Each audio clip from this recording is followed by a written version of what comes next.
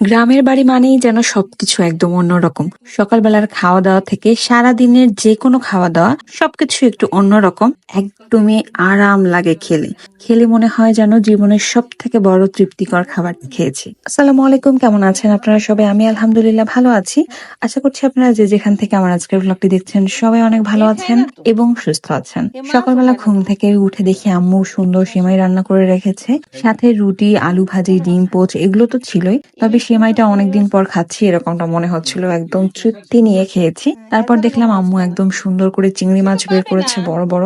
আম্মুর স্টকে সবসময় চিংড়ি মাছ থাকবেই। চিংড়ি মাছ মানে চোখ বন্ধ করে খুঁজলেও মনে হয় দুই একটা হইলেও পাওয়া যাবে, মানে কিচ্ছু না থাকলেও দুই একটা বড় বড় চিংড়ি মাছ থাকবে। তো যাই হোক, সুন্দর করে চিংড়ি মাছগুলো হচ্ছে হলুদ মরিচ লবণ এগুলো মাখা হচ্ছিল, তারপরে হচ্ছে ভেজে রান্না করা হবে। চিংড়ি মাছ আমার খুবই ফেভারিট, খুবই ফেভারিট।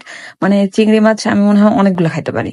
যাই হোক, আমি একটু টুকটাক হেল্প করছিলাম, একটু মাছগুলো ভেজে দিচ্ছিলাম। এই ভেজে দিয়ে তারপরই শেষ, আমাকে আর তারপর খুঁজে পাওয়া যাবে না। আমি যে কোনো রান্না বান্না একটু প্রথম দিকে দেখি কি রান্না হচ্ছে, খুব আগ্রহ নিয়ে যাই, তারপরে হচ্ছে আর কমপ্লিট আমার দ্বারা হয় না, শেষমেশ আম্মুকে হাত লাগাতেই হয়। যাই হোক, চিংড়ি মাছ রান্না হচ্ছে একদিকে, অন্যদিকে মুরগির মাংস বের করা হয়েছে। একদম দেশি বড় একটা মুরগি বের করেছে আম্মু, বললো এটা তোদের জন্য রেখেছিলাম, তোরা আসলে তারপর সবাই মিলে খাবো। আসলে খেতে যে কি তৃপ্তি লেগেছে, একে তো সবাই মিলে খেয়েছি, তার উপরে মাটির চুলায় যদি দেশি মুরগি রান্না করা হয়, এর স্বাদই আসলে ডিফারেন্ট। ওই যে বললাম না, গ্রামের বাড়িতে ঘুরতে গেলেই খাওয়া দাওয়া সবকিছুই যেন কেমন একটা তৃপ্তিকর লাগে এবং অন্যরকম খাওয়া দাওয়া।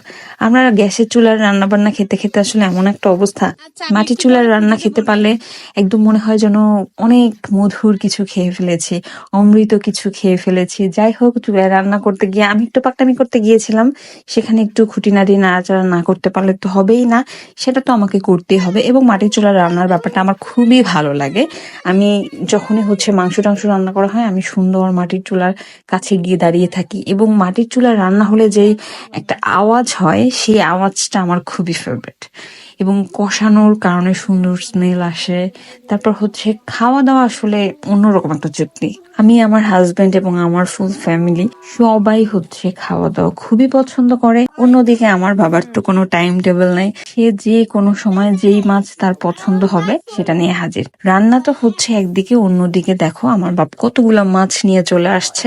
এই মাছটা অনেকদিন পরে খাবো আসলে, কারণ এটা ঢাকায় আমরা ওভাবে খাই না, কেউ আমার শ্বশুর বাড়িতে সেভাবে খায় না। দুইটার কোনো মাছটাই সেভাবে আমার শ্বশুর বাড়িতে খাওয়া হয় না। ফেহা মাছ বলে, যেটা হচ্ছে সাদা সাদা দেখতে পাচ্ছেন। অন্য আরেকটা হচ্ছে সামুদ্রিক কোনো মাছ, আমি নামটা ঠিক জানি না, তবে আমাদের বাসায় সামুদ্রিক মাছ অনেক খাওয়া হয়। আবার হচ্ছে এরকম দেশি দেশি মাছও অনেক খাওয়া হয়। তো অনেকদিন পর সেই পুরনো স্বাদ, পুরনো খাওয়া দাওয়ার অভ্যেস। আসলে আমাদের মেয়েদের অনেক প্রবলেম হয়ে থাকে, আমরা বাবার বাড়িতে একরকম খাওয়া দাওয়া খেয়ে যাই, তারপর শ্বশুর বাড়িতে গিয়ে তাদের মতো করে খাওয়া দাওয়া করতে হয়। এটা একটু অ্যাডজাস্ট করা আসলে কোয়াইট ডিফিকাল্ট। এটা আসলে শুধুমাত্র মেয়েরাই বুঝতে পারবে। তারা হচ্ছে অ্যাডজাস্ট করতে যে তাদের কতটা কষ্ট হয়, সেটা শুধুমাত্র মেয়েরা বলতে পারবে। কেননা ছোটবেলা থেকে আমরা যেই মায়ের হাতের খাবার বা যেই টাইপের খাবার খেয়ে বড় হই, সেটা কিন্তু আমরা শ্বশুর বাড়িতে গিয়ে টোটালি ডিফারেন্ট।